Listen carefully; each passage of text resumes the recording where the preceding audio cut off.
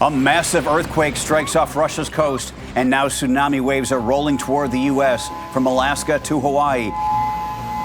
Even California is feeling it this morning.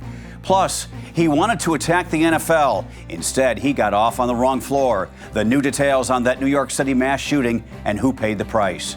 And a full-scale reversal on environmental rules. The EPA moves to roll back pollution limits on cars, power plants, even factories.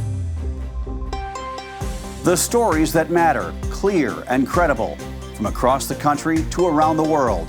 These are your unbiased updates from Straight Arrow News. Good morning, I'm Craig DeGrelli. We begin with breaking news this morning. Tsunami waves are starting to hit U.S. shores after a massive 8.8 magnitude earthquake struck off Russia's far east coast. The first waves are reaching California, while Hawaii was under a full tsunami warning, now an advisory. Millions there urged to move to higher ground. So far, no large waves have been reported, but officials warn it's not over. Hawaii's civil defense says follow-up waves are often bigger and could arrive over the next several hours. Tsunami advisories are also in effect for parts of Alaska, Oregon, and Washington. In Russia, a state of emergency is now in effect in the Kuril Islands after waves nearly 10 feet high flooded a key fishing port and knocked out power. Japan is on alert as well, with nearly 2 million people under evacuation advisories along the Pacific coast. Officials there say the waters could stay dangerous for a full day. The U.S. Geological Survey calls this one of the 4 strongest earthquakes of the century. Multiple aftershocks, some as strong as 6.9, continue to rattle the region. New details this morning in that deadly New York City office building shooting that left 4 people dead, plus the gunman who killed himself, also a police officer and another person critically wounded. Police say the shooter, 27-year-old Shane Tamura of Las Vegas, appears to have been targeting the NFL offices inside the building, but mistakenly took the wrong elevator up to the 33rd floor, the offices of Rudin Management. Tamura entered the building armed with a semi-automatic rifle right there, wearing body armor, and opened fire in the lobby before proceeding upstairs. He left behind a 3-page suicide note claiming he suffered from CTE, a brain condition linked to repetitive head trauma often associated with football. Tamura played in high school but had no known ties with the NFL, though he held the NFL responsible and requested that his brain be studied post-mortem. Investigators have dispatched NYPD teams to Las Vegas to probe further, according to ABC News. The investigation continues to center on motive, whether mental health issues, a possible brain injury, or deeper blame of the league fueled the attack. President Trump is offering new details about his falling out with Jeffrey Epstein years ago, telling reporters aboard Air Force One on Tuesday that Epstein was kicked out of Mar-a-Lago for poaching spa employees. When asked if those workers included Virginia Jeffrey, the late Epstein accuser, Trump said yes, claiming he, quote, stole her. Meanwhile, Epstein's longtime associate, Ghislaine Maxwell, is signaling a willingness to testify before Congress, but only if she's granted immunity. Her lawyers also want the questions in advance and the deposition delayed until after the U.S. Supreme Court considers her appeal this fall. But congressional leaders immediately rejected those terms, saying Maxwell does not get to dictate the conditions. Notably, her letter ends with a final request: clemency from President Trump in exchange for her testimony. A diplomatic threat this morning from the United Kingdom. British Prime Minister Keir Starmer says his government is prepared to recognize a Palestinian state unless Israel agrees to a ceasefire.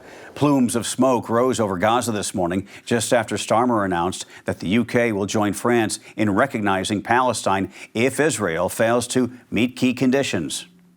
I can confirm the UK will recognise the State of Palestine by the United Nations General Assembly in September, unless the Israeli government takes substantive steps to end the appalling situation in Gaza, agree to a ceasefire, and commit to a long-term sustainable peace, reviving the prospect of a two-state solution. Israeli Prime Minister Benjamin Netanyahu responded, accusing Starmer of, quote, rewarding Hamas's monstrous terrorism and warning that a jihadist state on Israel's border today will threaten Britain tomorrow. Meanwhile, Donald Trump says the U.S. will work with Israel to open new food distribution centers in Gaza. Well, we're going to be dealing with Israel, and we think they can do a good job of it. And they want to do it. Like monitoring the food centers? No, they want to do it, the food centers, yeah. They want to preside over the food centers to make sure the distribution is proper. The president offered no details on how these new centers would operate or how they would differ from the aid efforts already in place. The Environmental Protection Agency just took its biggest swing yet at climate regulations, and it's a game changer. The Trump administration now wants to repeal the so-called endangerment finding, the legal backbone that's permitted the government to regulate greenhouse gases for more than 15 years. If finalized, it would erase emissions limits on cars and trucks and make it much harder for future presidents to fight climate change. EPA Administrator Lee Zeldin made the announcement Tuesday, speaking at a truck dealership in Indianapolis. He told Fox News it all amounts to bringing back American jobs. President Trump, when he first called me asking me to be the EPA administrator, to his last phone call to me when we last spoke, has been focused on bringing back and protecting American auto jobs. We want the American auto industry to thrive. We want to apply common sense. The American public demanded it. Critics call it a dangerous move. Former President Al Gore, a fierce climate change activist, said the decision, quote, ignores the blindingly obvious reality of the climate crisis and sidelines the EPA's own scientists and lawyers in favor of the interests and profits of the fossil fuel industry. Without U.S. action to cut emissions, experts warn it will be nearly impossible to avoid the most catastrophic effects of climate change, from extreme storms to rising extinction rates. A big break from the heat is finally on the way, and it can't come soon enough. Check this out. The heat index shrinking day by day as cooler air pushes south. By the weekend, it will feel more like early June for parts of the country that have been baking for weeks. Chicago, Washington, D.C., New York, all trading triple-digit heat for highs in the 70s. Even Atlanta could dip below 80 for the first time since May. But this cool down comes with a trade-off: rain and storms. Flash flooding risks increase starting tomorrow across the Northeast and Mid-Atlantic, including areas already hit hard this summer. By the way, it's pouring here in Omaha this morning, and my car thermometer said like 68 on my way in. Unfortunately, the relief won't last that long, but after a brutal stretch of 100 plus, millions will take it. Finally this morning, you're likely familiar with parental controls on most TVs, easily accessible with a few clicks of the remote. Now YouTube is taking that idea a step further. It's rolling out a new age estimation technology, an AI-powered tool designed to identify users under 18 and help protect them from potentially harmful content. The system analyzes what types of video a person watches, how long they've had their account, and other behavioral data. If the algorithm determines a user is a minor, it will limit their exposure to certain videos and restrict advertising, essentially filtering what they see. Adult users, however, will still be able to access age-restricted content. If you think YouTube got your age wrong, there's a way to appeal by filling out a form and uploading verification.